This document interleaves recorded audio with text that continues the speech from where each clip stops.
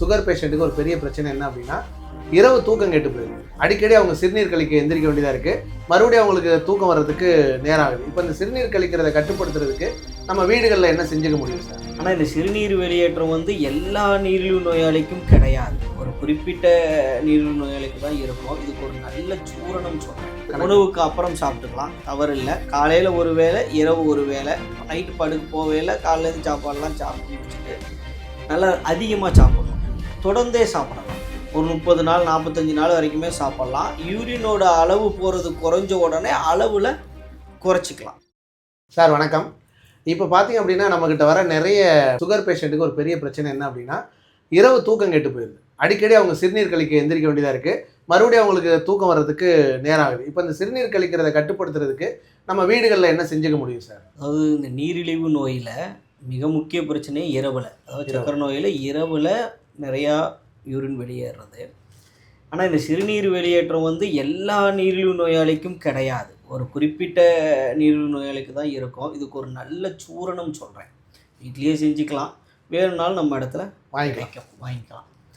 வெண்ணாவல் கொட்டை. வெண்ணாவல் கொட்டை கொஞ்சம் கிடைக்கிறது சிரமம்.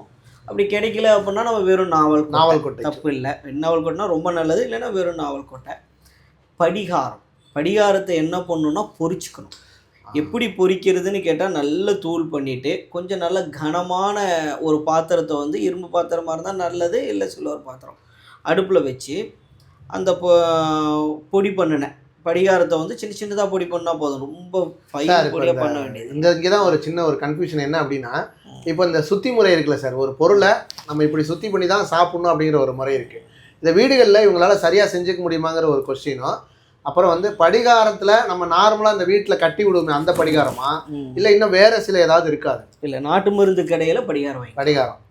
அதே மாதிரி படிகாரத்தோட சுத்தி முறைங்கிறதே பொரிக்கிறது தான். பொரிக்கிறது நல்ல இரும்பு கடாயில், ஆமாம், நல்லா சூடாக்கி அதில் வந்து பொரிக்கணும். ஆமாம், சின்ன சின்ன பீஸ் ஆக்கி அதை போட்டிங்கன்னா லோ ஃப்ளேமில் வச்சுக்கணும். லோ ஃப்ளேம் வச்சு நல்ல லோ ஃப்ளேமில் நீங்கள் வறுக்க அது அப்படியே தண்ணி விட்டு தண்ணியாட்டம் மாற ஆரம்பிக்கும். அப்புறம் ஃபுல்லாக தண்ணி உருகி எந்த தண்ணியுமே இல்லாமல் ட்ரை ஆகி நல்லா மிருதுவான அங்கங்கே பொரிஞ்சு சின்ன பீஸாக உங்களுக்கு கிடைக்கும்.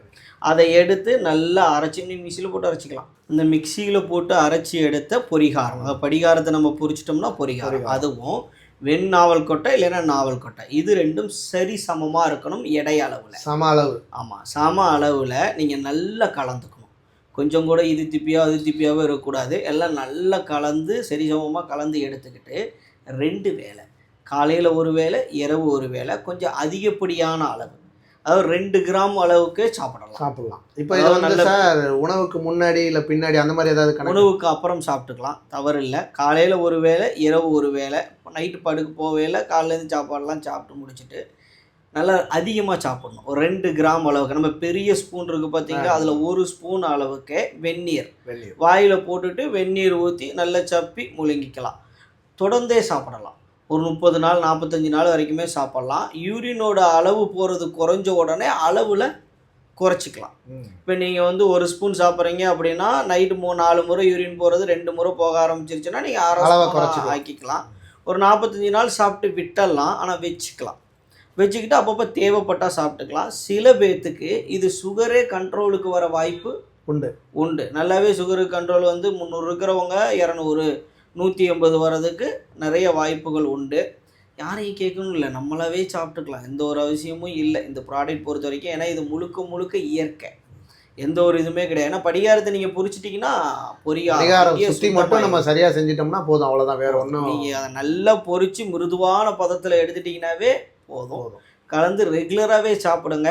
அளவில் குறைச்சி எப்பயுமே எடுக்கலாம். சுகர் பேஷண்ட் அதை வந்து நிறுத்தணுங்கிற அவசியம். 1 ஸ்பூன் எடுக்கிறவங்க அவங்களுக்கு ப்ராப்ளம் குறைஞ்ச உடனே அரை ஸ்பூன் ஆக்கிக்கலாம். ரெகுலராக எடுக்கலாம். 2 வேளை நீங்களாவே செஞ்சுக்குங்க. அப்படி உங்களுக்கு வேணும் அப்படின்னாலும் எங்ககிட்டயே கிடைக்கும். நம்ம முடிஞ்ச வரைக்கும் செஞ்சு பழகுங்க, தவறே கிடையாது. வீட்டு மருத்துவம் எங்ககிட்டயும் கிடைக்கும். நன்றி, வணக்கம்.